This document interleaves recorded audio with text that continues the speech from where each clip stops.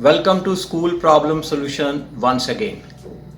In continuation to my previous video on the class 12th result preparation, I am today going to tell you few small steps so that the principals and members of the result committees of different schools can easily understand and can straight away prepare the class 12th result by following these steps which I am going to tell. You come and see the weightage you all know is 30% for class 10th and for 11th it is 30%, for 12th it is 30%. You see कि जो हमारा जो है theory marks जो है वो 80 या 70 या 60 एंड सो ऑन यहाँ तक हैं थ्योरी मार्क्स जो है, और इसीलिए प्रैक्टिकल्स यहाँ ऑन द अपोजिट देखिए अब डिक्रीज हो रहे हैं. जहाँ ये थ्योरी डिक्रीज हो रहा है, प्रैक्टिकल इंक्रीज हो रहा है, तो इक्वल्स टू 100 हो रहा है. तो डिपेंड मैंने एग्जांपल लिए कि जैसे मान लो हमारा 80 है और 20 है, उसके हिसाब से मैंने आगे चलाओ. तो देखिए ये है मैक्सिमम नंबर्स. ये जो आप बॉक्स देख रहे हैं, ये वाला बॉक्स, ये सीबीएसई ने हमें दिया है कि अगर 80 मार्क्स की थ्योरी है तो मैक्सिमम 24 मार्क्स जो है वो होंगे 10th में, 24 होंगे 11th में और 32 होंगे 12th में. These are the maximum marks. Out of these marks we have to allot the marks to the children. Now let's come to the first step straight away. First step क्या करना है कि class 10th के maximum marks 80 मैंने ले लिए. अब आपने 12th क्लास 10th के जो 5 सब्जेक्ट्स हैं इनमें से 3 बेस्ट सब्जेक्ट के मार्क्स देखने. जैसे यहां आ रहा है 1, 2 और 3, ये बेस्ट 3 सब्जेक्ट्स आ रहे हैं. इन तीनों को हमने यहां प्लस कर दिया, ये 210 हो गया, डिवाइडेड बाय 3 किया, मीन या एवरेज जिसे कहते हैं वो 70 आ गई, और 70 को 30% का वेटेज देना है, दैट इज इक्वल्स टू 21. ठीक है. तो इसका मतलब है कि ए जो एक बच्चा है, बच्चा ए, उस बच्चे के क्लास 10th में सभी अब जो बना है, जो 21 बना है, यही 12th में सभी सब्जेक्ट्स में लगेंगे. जैसे अब मैं साथ साथ मार्कशीट भी बना रहा हूं. अब देखिए यहां पे क्लास 10th में जो मैं एक बच्चे की मार्कशीट बना रहा हूं, इसमें सभी सब्जेक्ट्स में मैंने ये 21 मार्क्स जो है वो लगा दिए इस बच्चे के. ठीक है जी, ये हो गया आपका स्टेप नंबर 1.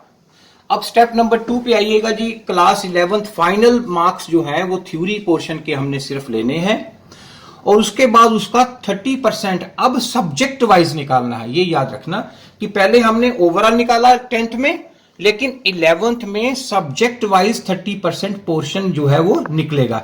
जैसे मान लीजिए इसने मैक्सिमम मार्क्स ये ऑब्टेन किए हैं आउट ऑफ 80 एक बच्चे ने, तो 60 का 30% क्या होगा 18, एंड 65 का हो गया इतना, और इसका इतना, एंड सो ऑन. 70 का कितना हो गया 21.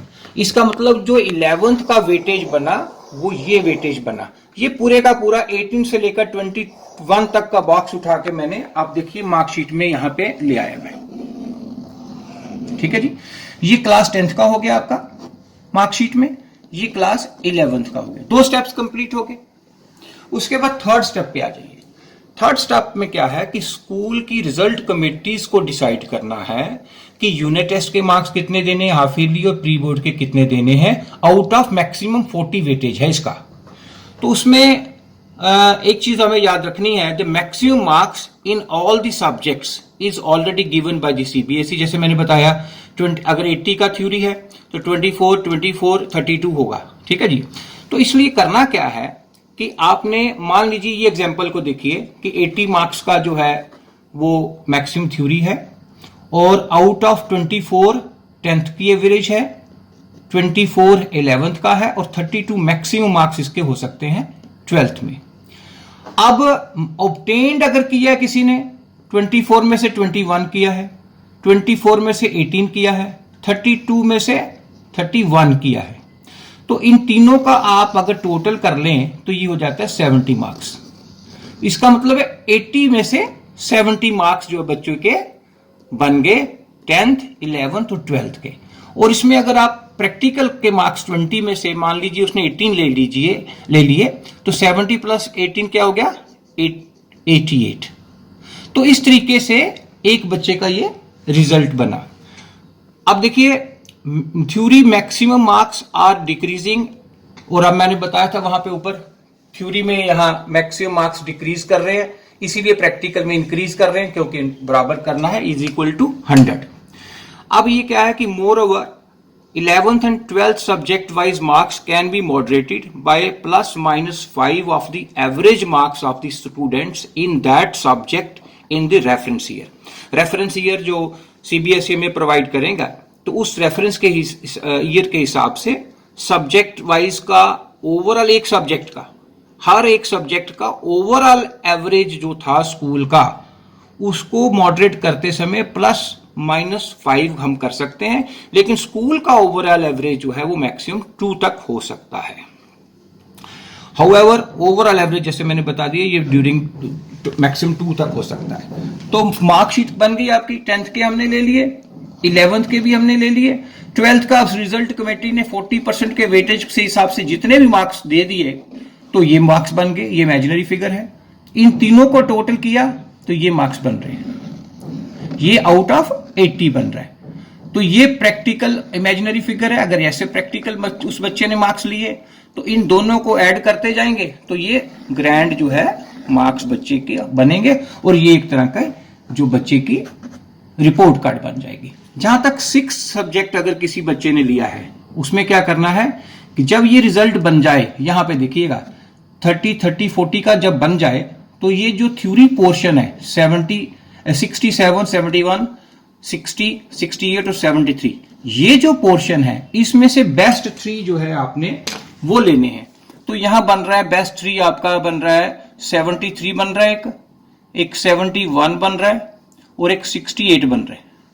इन तीनों सब्जेक्ट्स को ऐड करके उसकी डिवाइडेड बाय 3 कर लीजिए, वो एवरेज निकल आएगी और वही मार्क्स जो है आपके 6 सब्जेक्ट को अलॉट हो जाएंगे। अब फाइनली मैं बता रहा हूं कि डेट वाइज शेड्यूल सीबीएसई ने दिया है, और आज 28 जून है और आज लास्ट डेट है class 12th data verification for class 10th। खासकर 2 चीजें हैं इसमें, एक तो जो क्लास 10th का सीबीएसई के पास डेटा था वो उन्होंने प्रोवाइड कर दिया है ऑनलाइन, और जो बच्चे क्लास 10th किसी और बोर्ड से किए हुए हैं उनका इंफॉर्मेशन आज तक हमें सीबीएसई को भेजना है 28 जून तक, और उसके बाद सीबीएसई मार्क्स उन बोर्ड से डायरेक्ट कलेक्ट करके जो है हमारे डाटा में इनकॉर्पोरेट कर देंगे। उसके बाद 30 जून की डेट है, लास्ट डेट किसकी है, इंटरनल असेसमेंट ग्रेड अपलोड करने की, और 30 ही जून डेट जो है वो है 11th थ्योरी के मार्क्स अपलोड करने की। ये बड़ी जल्दी आ रही हैं डेट्स 2 दिन के बाद, तो सभी स्कूल्स को चाहिए कि इस पे काम जल्दी से करें।